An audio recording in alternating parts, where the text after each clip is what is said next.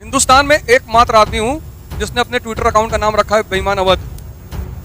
1 अरब 50 करोड़ लोग इस देश में रहते हैं। किसी की अम्मा ने दूध नहीं पिलाया है तो इस नाम से ट्विटर अकाउंट बना लिया, क्योंकि बेईमानी मुझको पसंद बहुत है, लेकिन ईमानदारी से करता हूं। और मैं मोटिवेशन पर नहीं जीता, मैं शक्ति पर जीने वाला इंसान हूं। ध्यान करने वाला, साधना करने वाला, योग करने वाला। 24 वाला सोच रहे लड़ जाए। इस जीवन का एक बड़ा प्यारा नियम है जो तुमको सीखना पड़ेगा, और जो तुमने शायद आज तक नहीं सीखा, और अगर सीखा है तो बड़ी अच्छी बात।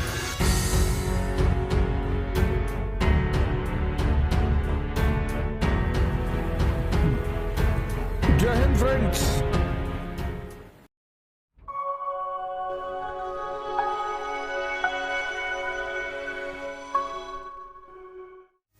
से कुछ लोगों को कोई चीज बता दो ना तो वो उसी दिन सोते आज ही कट डालें। और उनको बता दो कि दंड बैठक मारना चाहिए, शरीर बलवान होता है, तो पता लगा एक ही दिन मार के 500 उठ ही नहीं पा रहे हैं। इस जीवन का एक बड़ा प्यारा नियम है जो तुमको सीखना पड़ेगा। इस जीवन का एक बहुत ही प्यारा नियम है जो तुमको सीखना पड़ेगा, और जो तुमने शायद आज तक नहीं सीखा, और अगर सीखा है तो बड़ी अच्छी बात।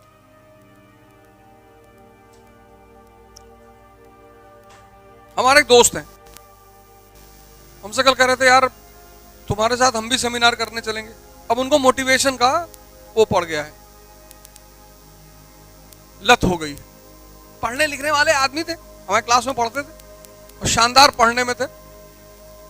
अब उनको लगता है कि यार अवध ओझा मोटिवेशन करते हैं, हम काहे नहीं कर सकते। 20 साल की मेहनत है, पढ़ाई, मेहनत, होमवर्क, काम। कोई चीज एक दिन में थोड़ी पैदा होती है।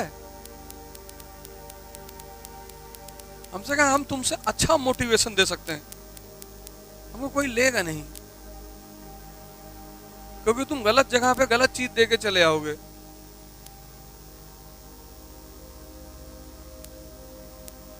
किस जगह पर क्या बोलना है ये अनुभव की बात है।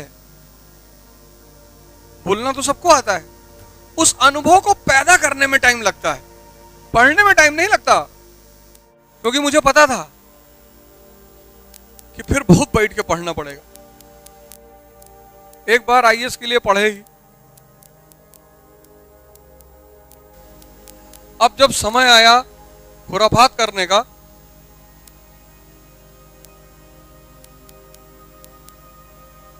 चुनाव मतलब खुराफात।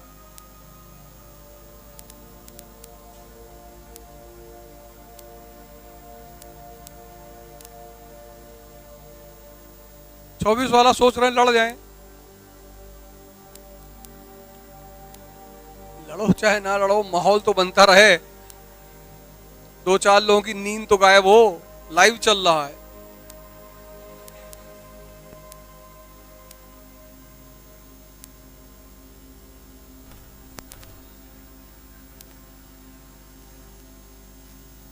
माहौल बनाए रहा करो हमेशा, चाहे तुम्हें कोई कुछ भी कहे। झूठ बोलता है कहने बोलते हैं। हिंदुस्तान में एकमात्र आदमी हूं जिसने अपने ट्विटर अकाउंट का नाम रखा है बेईमान अवध। 1 अरब 50 करोड़ लोग इस देश में रहते हैं।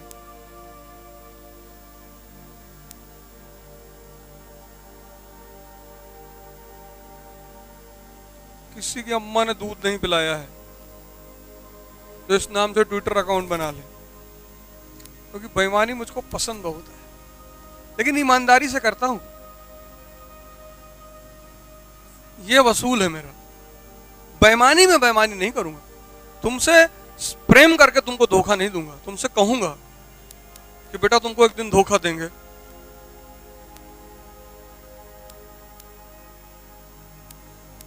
और रिश्ते बनाते नहीं मैं किसी से, उसमें विश्वास ही नहीं रखता। तुम पैसा रखे हो तो ठीक है, रिश्ता है।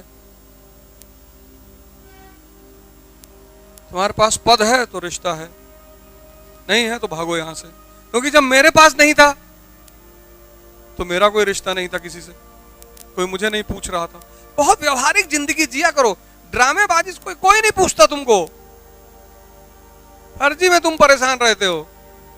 मामा के लड़के की शादी में नहीं जाएंगे, मामा नाराज है, कोई तुमको पूछेगा नहीं, तुम फालतू में परेशान रहते हो कि बड़ी बुआ की बेटी की शादी है, वो समाज है, कुछ समाज वमाज नहीं है। तुम्हारे घर में कोई बीमार पड़ जाए और कोई तुम्हारे घर में नहीं है कायदे का पद वाला आदमी, तुम्हारे घर कोई तुम्हारे बीमार आदमी को देखने नहीं आएगा, देखने जाए कहीं पैसा ना मांग ले हैं? तो तुम क्यों फालतू का लोड लेते हो? चुनाव लड़ने की बात करते हैं तो हमारे रिश्तेदार में बड़े खुश होते हैं, सोचते हैं लड़ेगा जितना पैसा वैसा कमाए सब लुटा देगा, अपने पैसे से थोड़ी लड़ेंगे। कि जो पैसा कमा रहे हैं इसमें जाके खाना खिलाएंगे किसी को? अपने पैसे से तो मैं खुद तो खाना खाता नहीं, किसी को पार्टी वार्टी नहीं देता, आज तक नहीं दिया। अभी जिसको दे दिया वो समझ लो बड़ा भाग्यशाली रहा होगा जीवन में। 1 रुपया किसी को नहीं दे सकते।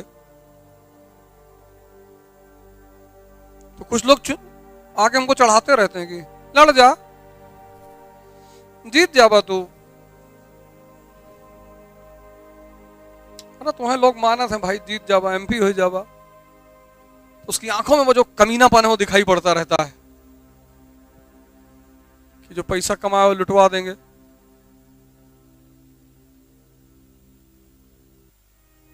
अरे तू तो ऑस्ट्रेलिया से लड़ जा तो जीत जाबा।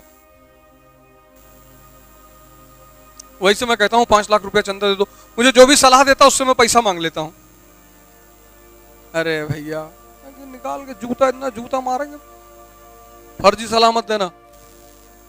अगर पैसा देने की औकात रखते हो तब सलाह दो, फालतू की सलाह नहीं। क्योंकि अगर शुभचिंतक हो मेरे तो पैसा तो दोगे ही। ये चीज मैंने अपने पिता से सीखी। हमारी बहन पढ़ रही थी तो घर पे लोग आए तो कहे कि अरे 25 साल उम्र हो गई, ब्याह करा यार। तुम्हारे पापा कहे 50,000 रुपया दो।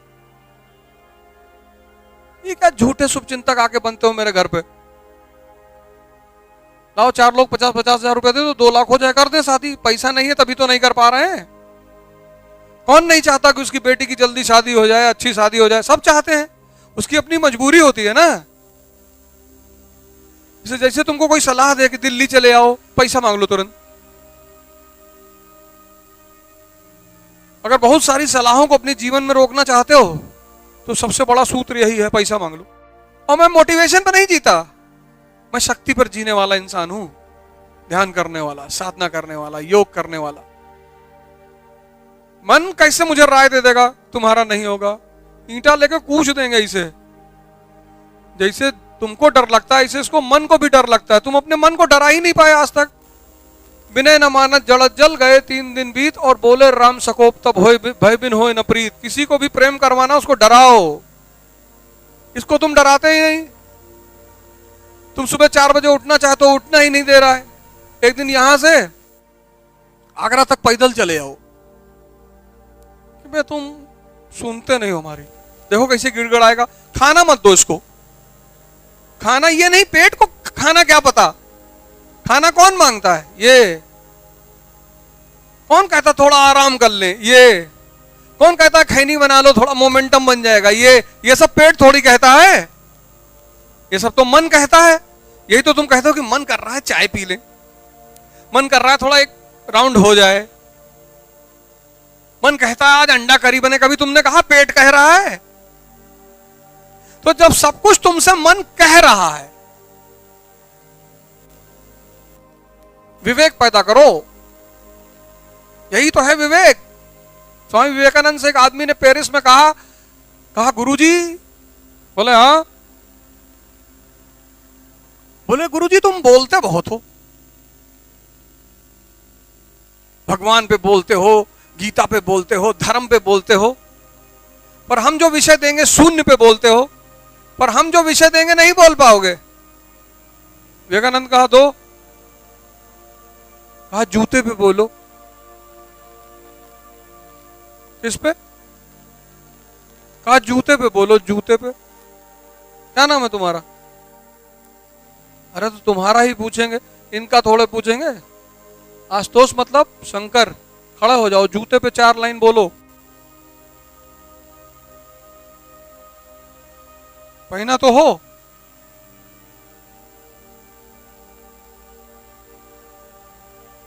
देखो अभी कह रहे हैं सिलेबस में नहीं है।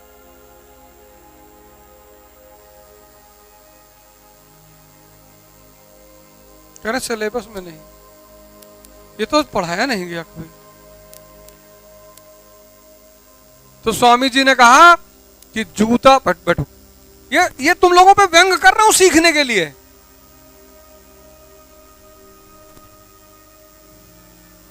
जो आदमी तुमको चिढ़ाएगा ना, अगर तुम दलित हो, तुमको कोई दलित कहे तो बुरा मत माना करो, आग पैदा होती है। जब तुमको कोई गाली देगा ना, तभी उसको कर दिखाने की क्षमता पैदा होगी तुम्हारे अंदर।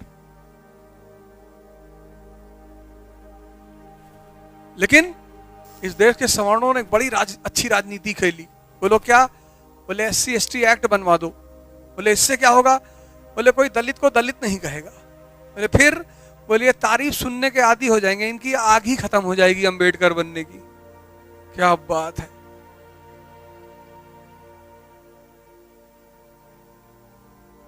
होगी कि नहीं होगी? बुरा मत माना करो किसी बात का, आग पैदा किया करो। स्वामी जी ने कहा कि देखो भैया, जब जूता नया नया होता है तो काटता है। अच्छा, बोले तो जूता काटता है। बोले 1 साल पुराना हो जाए तो उसमें से आवाज आने लगती चू चू करके। तो बोले जूता बोलता भी है। बोले जो लोग जन व्यवहार की भाषा नहीं समझ पाते, उनको जूता मारना पड़ता है। उनको कहा जाता है कि ये जूते के यार हैं, जूता दोस्त भी है। बोले जिसको मिर्गी आ जाती है उसको सुंघाया जाता है, जूता औषधि भी है। जो फुटबॉल में सबसे ज्यादा गोल मारता है उसको गोल्डन बूट दिया जाता है, जूता सम्मान भी है। तो देखता रहा इसे मैं स्वामी जी को। अरे बोले और सुनो, बोले पश्चिम सिनेमा में जब कोई अच्छी सिनेमा बोलता बनाता है तो उसको गोल्डन बूट अवार्ड दिया जाता है, जूता अवार्ड भी है। और बोले जूता राजा भी है। कहा कैसे? कहा जब रामचंद्र जी जंगल गए तो भरत उनका खड़ाऊ सिंहासन पर रखकर राज किए, तो जूता महाराज भी। बोले जाओ वे, इंडिया से आए हैं, हम ध्यान करते हैं, ध्यान। ये जो तुम पश्चिम में पढ़ते हो ना, हम पढ़ने पे ज्यादा भरोसा नहीं रखते, हम ध्यान करते हैं, अपनी अंतर्दृष्टि का विकास करते हैं। रिक्शे वाला भंडारा करा सकता है? देखो, रिक्शे वाला भंडारा करा सकता है? पैसा।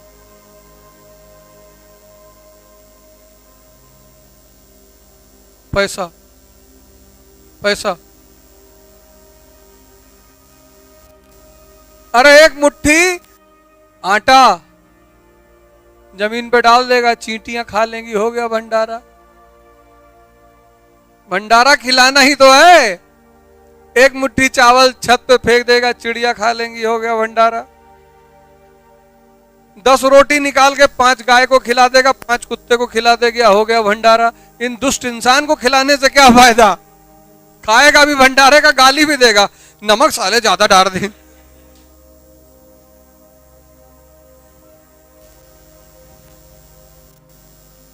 तो शिक्षा रुचि तुम में क्यों नहीं पैदा कर पाती? क्योंकि शिक्षा तुम्हारे विवेक को टच नहीं करती, तुम्हें सोचना नहीं सिखाती। तुम फेल हो गए, तुम सब फेल हो गए, तुम सब फेल हो गए। एक मुट्ठी चावल रिक्शा वाला नहीं अफोर्ड कर सकता है। नहीं नहीं, तो एक मुट्ठी है ना। भंडारा मतलब क्या? खिलाना। ये कोई जरूरी थोड़ा इंसान को खिलाना।